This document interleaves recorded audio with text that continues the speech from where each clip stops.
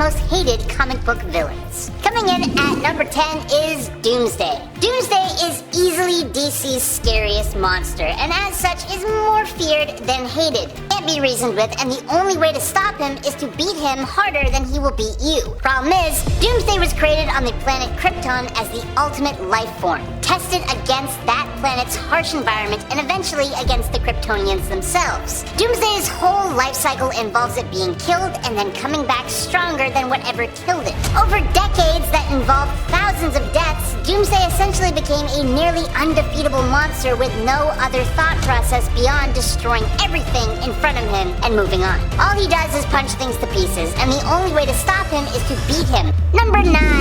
Joker. The Joker is the quintessential comic book villain.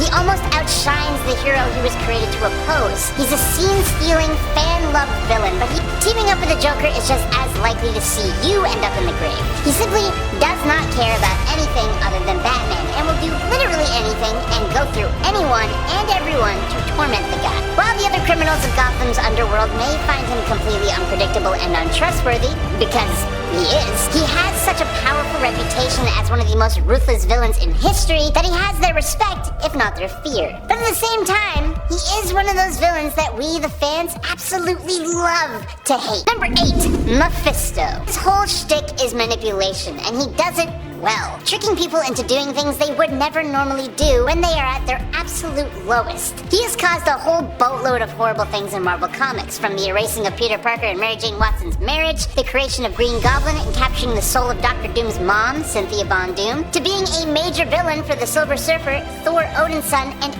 every single iteration of the Avengers throughout history. Number 7. Purple Man. So, while Mephisto has a knack for manipulating people through wordplay, Zebediah Killgrave, the Purple Man, has the power of persuasion, power to commit normal crimes like robbing banks. He also more predominantly would use his ability to manipulate women to fulfill his own desires. And that, on its own, kind of bumps Purple Man up a notch in terms of really despicable villains, especially as through his manipulation of women, with his power, he has had many little purple boys and girls. And he then used them as what was essentially his own little army. It's sick and it's messed up. Now, they eventually resisted his influence and used their own abilities to make Killgrave walk in front of a streetcar. While he was originally a daredevil villain, Purple Man also became more synonymous with Jessica Jones thanks to the absolutely horrible way that he would constantly use her in the infamous Alias story. Purple Man is materialistic in just about every single way. Money, expensive clothes, fancy dinners, and nice hotels. And number 6, Victor Zsasz. Batman has one of the best rogues galleries. We already talked about one of them. But more often than not, most of his villains are just regular people. He believes that human beings are mindless robots who attempt to give themselves purpose and meaning by materialistic and shallow means. And for that, they need to be ushered into the afterlife at the end of one of Victor's many, many blades in order to free these zombies, as he calls them. But in keeping with real-world serial killers, Zsasz will ritualistically dispatch his victims, leaving them in lifelike poses for the authorities to find.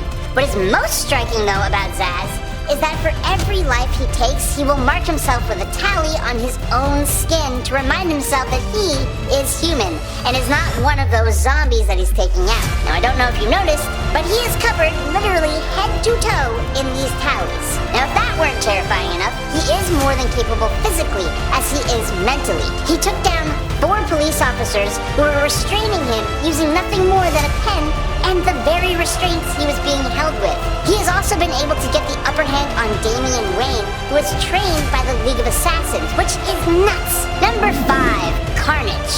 While DC Comics has Victor Zsasz, I think an easy equivalent in the Marvel landscape would be Cletus Cassidy, the main host for the Carnage symbiote. He has a messed up past, which unfortunately leads to a pretty messed up person if they aren't given the proper treatment. Cassidy became a notorious serial killer, a career choice that was improved upon when he found himself bonded to the symbiote Carnage. Together, these two caused chaos, becoming one of the main villains of not just Spider-Man, but also Venom. But you rarely see Carnage even work with other villains, except for Maximum Carnage, because of its destructive and selfish intentions. The only time you really see Carnage with other villains is when it's separated from Cletus, at which point it's only using those other villains for its own goals, like when it bonded to Norman Osborn, creating the Red Goblin. Number 4, Vulcan. Kind Kind of like Cletus, the third Summers brother, Gabriel Summers, otherwise known as Vulcan, is pretty unlikable, but it's also not entirely his fault.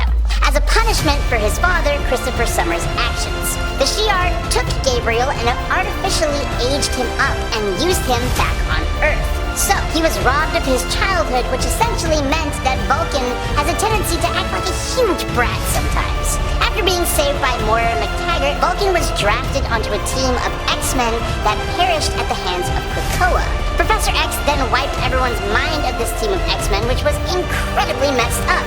Now, because Vulcan absorbed the energies of his teammates, he was able to survive, but after coming back and fighting the X-Men and Xavier for some understandable vengeance, Gabriel took off into space and essentially took control of the Shi'ar Empire, marrying the black sheep of the Shi'ar royal family and using his massive power to beat the Royal Guard and take the life of Deacon. He then had huge run-ins with other galactic empires as he tried to extend the Shi'ar's reach. While he eventually returned to Earth and seemed to be chill for a little while, he went back down the path of villainy, and now he is being constantly used by Abigail Brand. Number 3, Omega Red. During the Cold War, the mutant known as Arkady Rossovich was forced into a Soviet version of the Weapon X program in order to become a Russian super. Arkady could produce spores from his body that essentially killed people, and he did this a lot, basically becoming a serial killer, but in ways that were incredibly brutal. This put him into the ranks of some of the most despicable villains around, but once he was captured by the KGB and placed into the program I talked about before, he was given cybernetic enhancements and tentacles controlled by his mind, all made out of carbonadium, a metal that was more malleable than and almost as strong as adamantium. These enhancements made Arkady a much more capable killer, but the carbonadium was also incredibly toxic, to the point that without a synthesizer, Omega Red would need to drain the life force of another person once every single day using his tentacles in order to survive. Number 2, Sabretooth.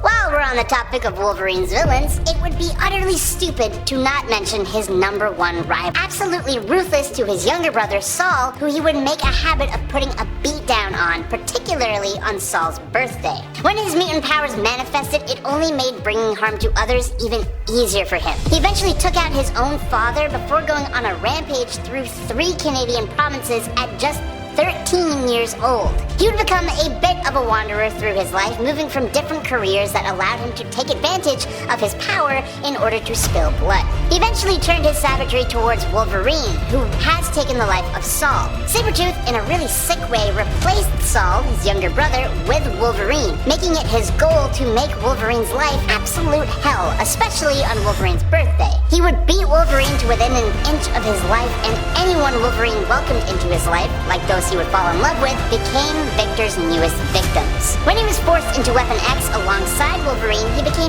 even more of a killing machine. And finally, in at number 1, it's Red Skull.